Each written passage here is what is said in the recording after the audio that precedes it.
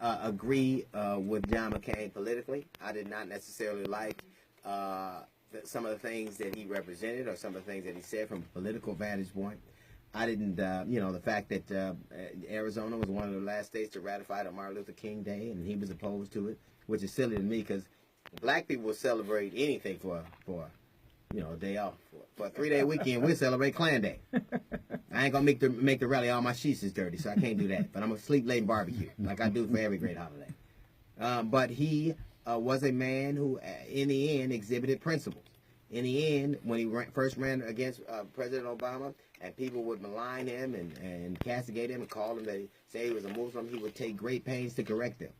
Now, a lot of people can say that because of he selected Sarah Palin for his running mate, that opened the door for another infantile leader called Donald Trump, and he has to own that too. But in the end, he was a decent human being. He spoke up when he needed to. He is the reason right now that a lot of people still have whatever health care they have because he was a dissenting vote. And Donald Trump never misses a chance to be small. He never misses a trite tweet like our family, our sympathies go out to his family. Do you know that the captors, the people who captured John McCain, had more sympathy and were more mournful about his loss than Donald Trump was?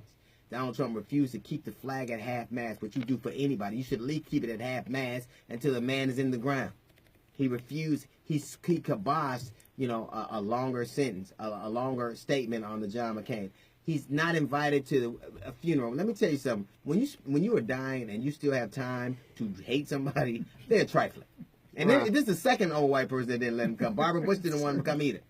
And this says a lot about his supporters. Do you realize that newspapers across the country had to disable their comments because so many people were maligning Donald Trump? Stop telling me how you're patriots. Stop telling me how you love your country. Donald Trump will malign the football players, saying that they're being disrespectful to our servicemen. What's more disrespectful to our servicemen than not honoring one who was captured and broken on the field of battle? What is more dishonorable? What dishonors it more? Is a person taking a knee or somebody refusing to acknowledge them and give them their just due? Stop telling me that Donald Trump or his followers are patriots. Patriotism is not the same as racism, which is exactly what that is. He never misses a chance to be small, and he's a leader of very small people. This man died, and I can tell you honestly, I've met him a couple of times. I did not agree with him politically. I didn't like some of the things that he did. But he did do what patriots say they should do. He suffered for his country. He led his men. He said what he believed, whether people liked it or not. And he passed on, and he was a dignified man, and people all around the world are sending in their heartfelt condolences. The problem with Donald Trump is that he can't even feign being a decent human being. He can't even feign empathy. He can't even pretend like he gives a damn. I guarantee you this.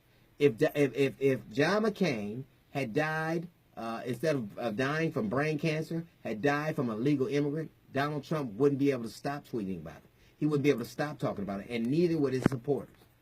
When you lead people to be petty, all you are is a petty-ass leader. Rest in peace, John McCain. At a time when we need more men who stand up for principles, there's one less. It's a little note from the GED section. We got the Jazz Report coming up in 15 minutes. It's the D.L. Hughley Show.